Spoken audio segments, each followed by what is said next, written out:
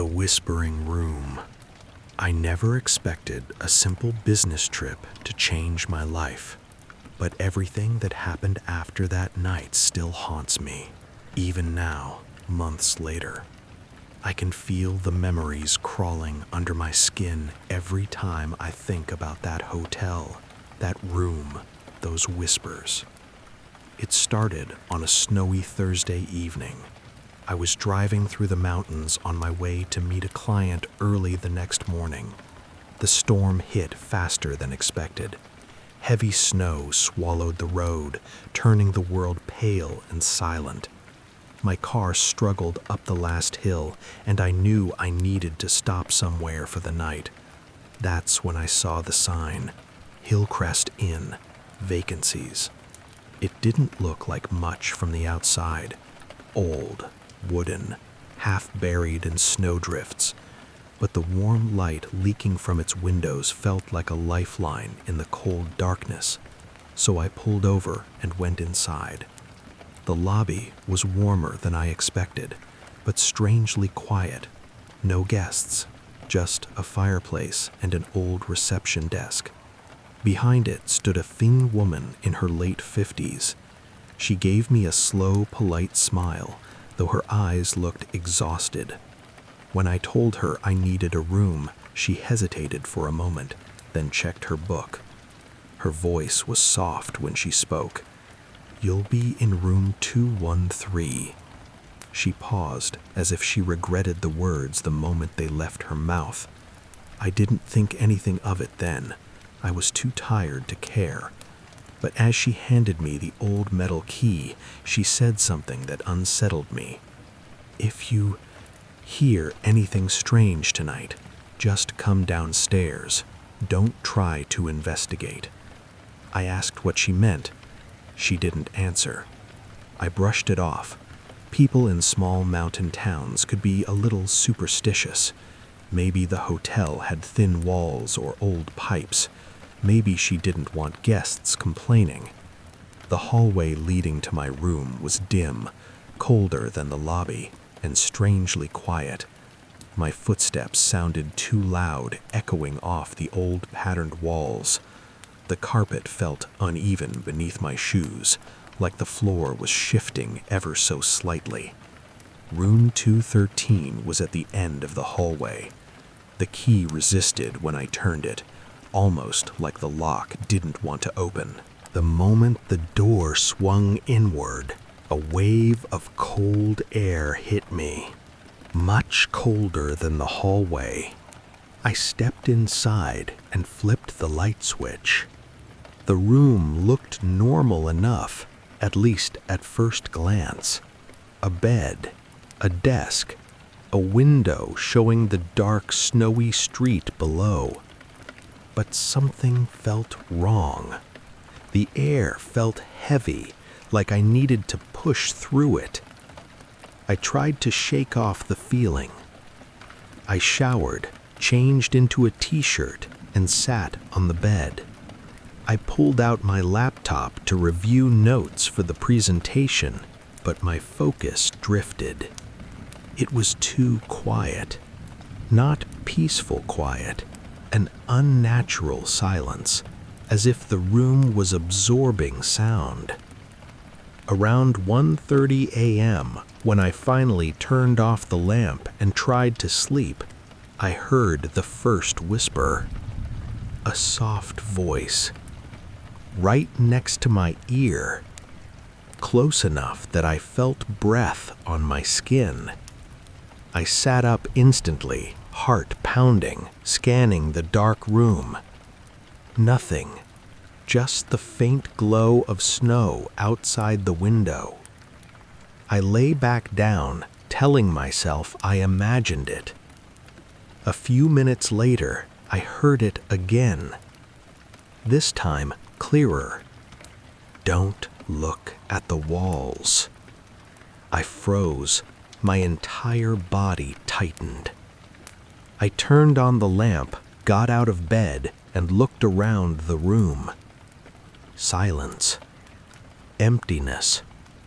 But the air felt different now, thicker, heavier, Something inside me told me to check the wall near the bed. I stepped closer, holding my breath.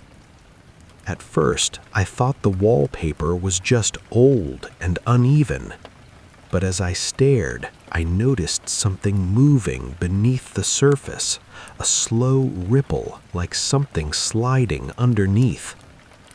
My heart slammed against my ribs. I blinked hard, thinking it was my imagination, but then the shape became clearer. A hand, a human hand, pressing outward from inside the wall, dragging long fingers downward as if tracing invisible lines. I stumbled back, my breath shaking. Then another whisper, this time from behind me. "You came back." I spun around so fast I nearly fell. No one was there. The room was empty. But the whisper didn't feel like it came from behind me. It felt like it came from inside my head. I grabbed my backpack, ready to leave the room immediately. But when I reached for the doorknob, my hand jerked back in pain. The metal was ice cold, not normal cold, unnaturally freezing, like touching dry ice. My skin burned from the contact. Before I could try again, the whisper returned, stronger.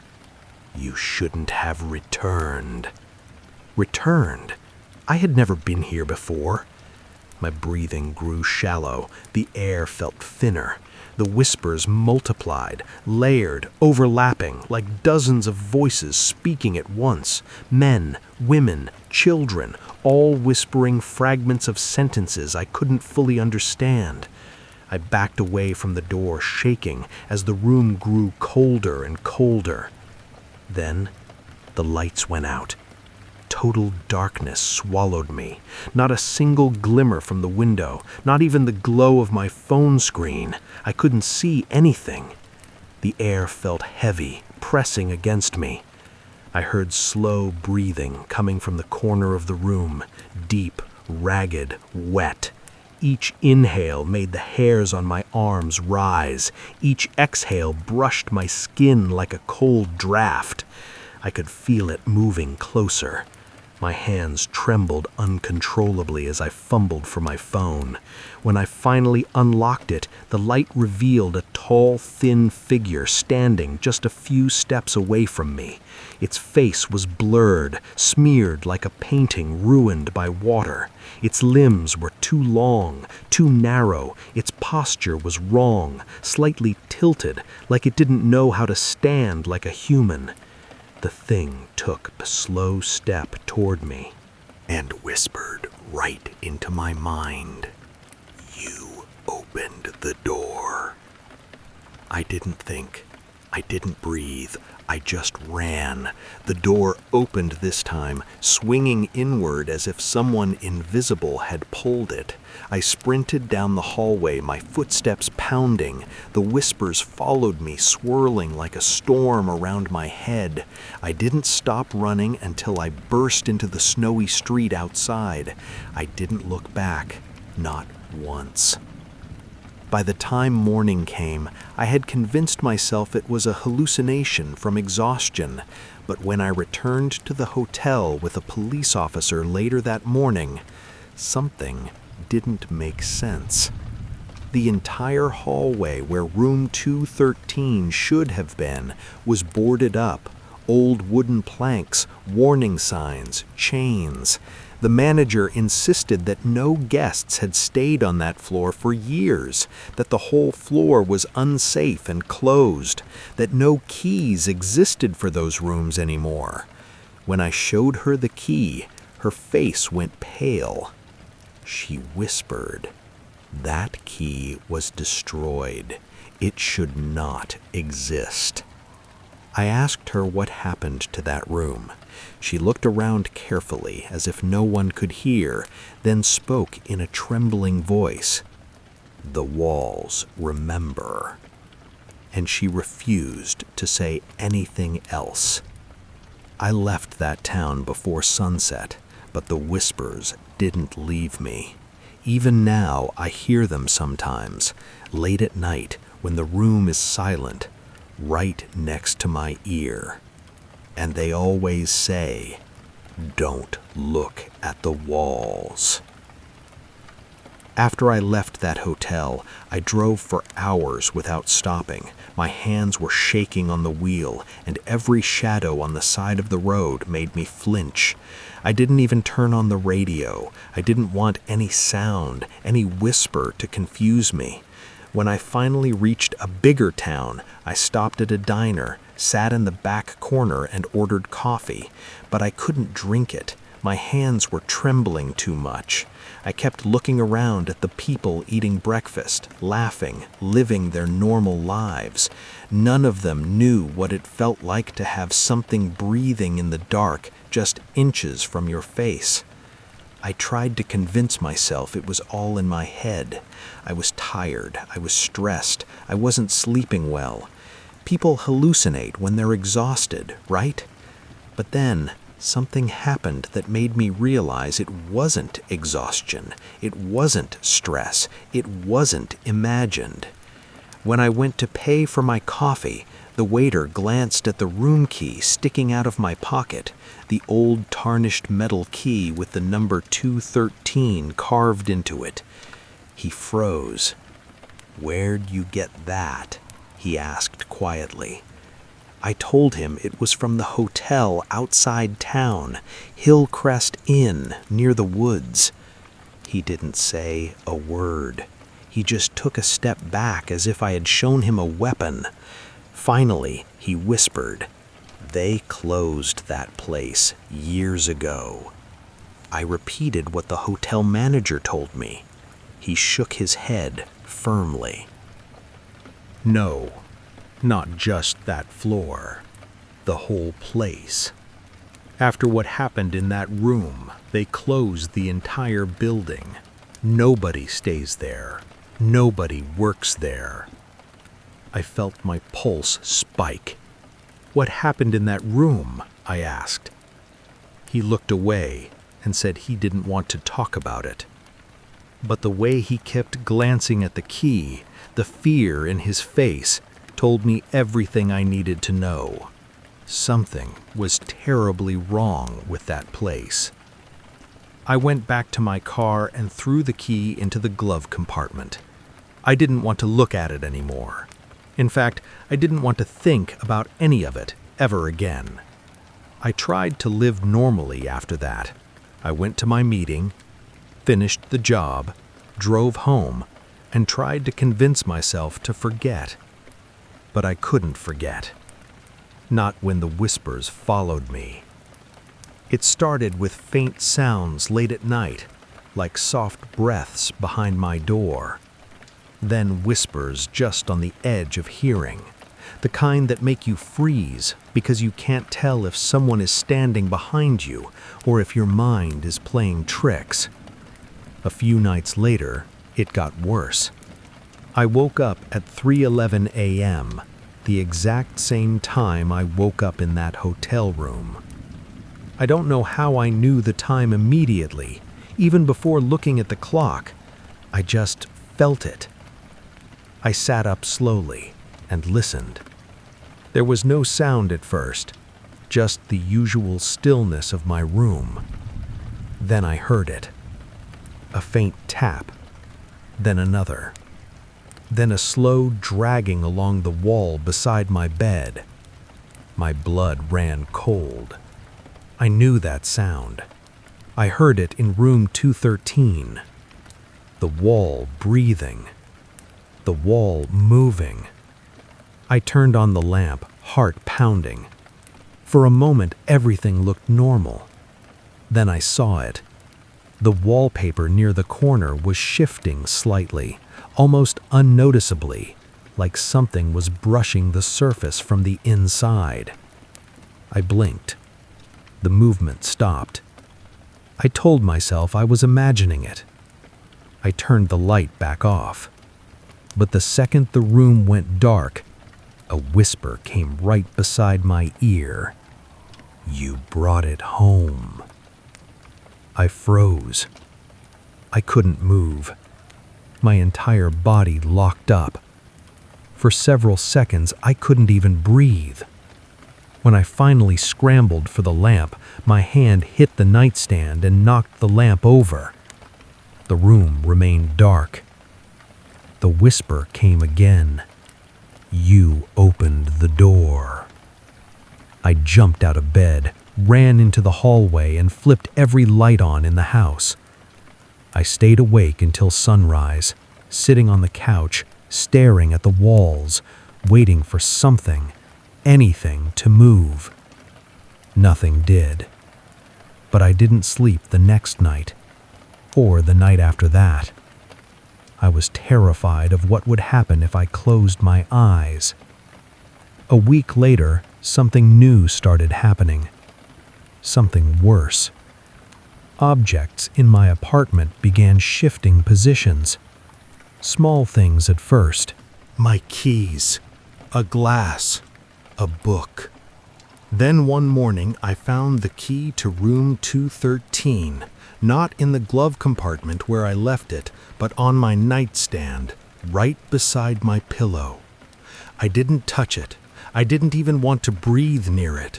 I grabbed a towel and wrapped the key in it, then drove to the river and threw the key as far as I could into the water. The moment it hit the surface, I felt a strange pressure lift from my chest, like something that had been leaning on me slowly backed away. That night, I slept for the first time in almost 2 weeks. I thought it was over. I was wrong. 3 nights later, at exactly 3:11 a.m., I woke up again, not from a noise, not from a whisper, from the cold. The air in my room was freezing, so cold that I could see my breath. My blanket was stiff from the chill. I looked toward the wall, and I saw a hand pressing slowly outward from inside it, the same shape I saw in room 213, dragging its fingers along the surface, stretching the paint like soft skin. I froze in place, too terrified to move. Then the whisper came, not from the wall, but from directly behind me. "You can't get rid of it." I turned slowly, heart hammering, and saw the tall figure standing in the corner of my room. The same blurred face, the same unnatural posture, the same suffocating presence. It tilted its head in that unnerving, crooked way. "You opened the door," it whispered, "so you'll listen." I couldn't speak. I could barely breathe. The figure stepped closer. My room darkened with each step it took, like its presence was draining the light from the air itself. Then something unexpected happened. It stopped at the edge of the bed. It didn't reach for me. It didn't move closer. Instead, it pointed slowly at the wall behind me and whispered, "They're still inside." The wall rippled violently, like hundreds of hands were pressing against it at once. The whispers grew louder, dozens of voices overlapping, desperate, angry, pleading. I pressed against the headboard, shaking uncontrollably. "What do you want?" I finally managed to choke out. The figure leaned closer, and for the first time, its voice sounded almost human. "Remember." Then, as suddenly as it appeared, the figure dissolved into darkness, like smoke being pulled backward into a vacuum. The cold in my room vanished instantly. The wall went still. The whispers stopped. But I knew it wasn't over. I knew that it wasn't finished with me. It had shown me that I didn't escape that room. I brought it with me.